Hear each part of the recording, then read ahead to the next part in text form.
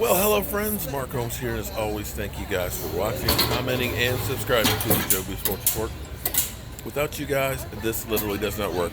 I'm here at the Grove with my wonderful daughter, and we're having breakfast. I have corned beef hash with scrambled eggs, toast, and fruit. Now, I should be doing keto, so that means no fruit and no toast.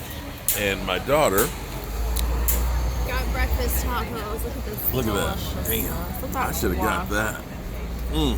Green salsa and all that.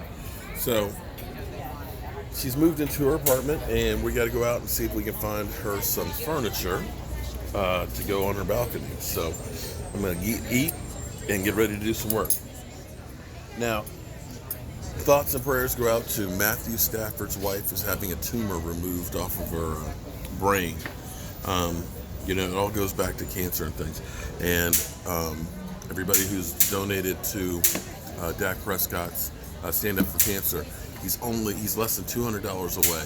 And I've had another 3 or 4 people that just emailed me and let me know. So I think we got about 20 people who are in the contest. So Monday night during our live stream, we're going to go ahead and do the drawing for the Dak Prescott signed shirt.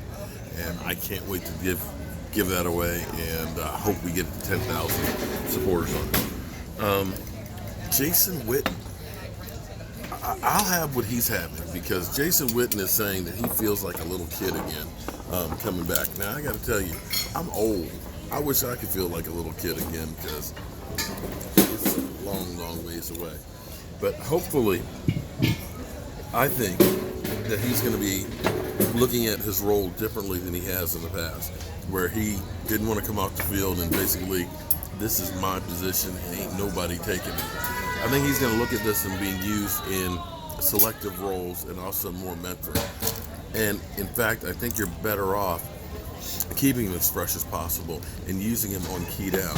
To me, I said many times before, last year it seemed like Dak Prescott was looking for that security blanket, and we just didn't have that guy. And I'm hoping that may be a difference maker. I look at our offense, and I believe. You want wheat or sourdough? I mean, what am I talking about? Do you want butter or jam? Yes. I just saw your toast and I said wheat or sourdough. Yeah. Yeah, I'm going to go ahead and eat toast. I'm going to go ahead and just, I'm going to say that this is vacation with my daughter, right? Vacation? Or just work? I'm going to eat some jelly. What the hell? You know what? I'll get back to keto when I get back home. But I think between having him, having Randall Cobb, having Amari Cooper this offseason, I think our offense can be a top 10 offense. I think that we're going to be able to do some things that this team has not been able to do in a long, long time, because we literally gutted our whole wide receiver core and just like that rebuilt it. And that's the amazing thing that's happened with the Cowboys this year. Thank you. Or actually the last couple of years, is the way the Cowboys have been able to rebuild without rebuilding. You look at the offensive line, we've kind of reloaded that to a point, getting Connor Williams, ended up getting Cam Fleming, Joe Looney and stuff like that. We have a great offensive line group of guys that have experience. And in the same sense, we went from having Terrence Williams, Cole Beasley, and Dez Bryant to now having Amari Cooper, Randall Cobb, Michael Gallup, Alan Hearns. We have completely rebuilt that. We've got some really good firepower, and I'm hoping that Kellen Moore can figure out how to use it. But in the meantime, I'm going to go ahead and eat this corned beef here. They do things differently in California, I got to tell you. Never had corned beef quite like this before. You don't like it? It's different. It's not bad. It's different. I'll see you guys soon.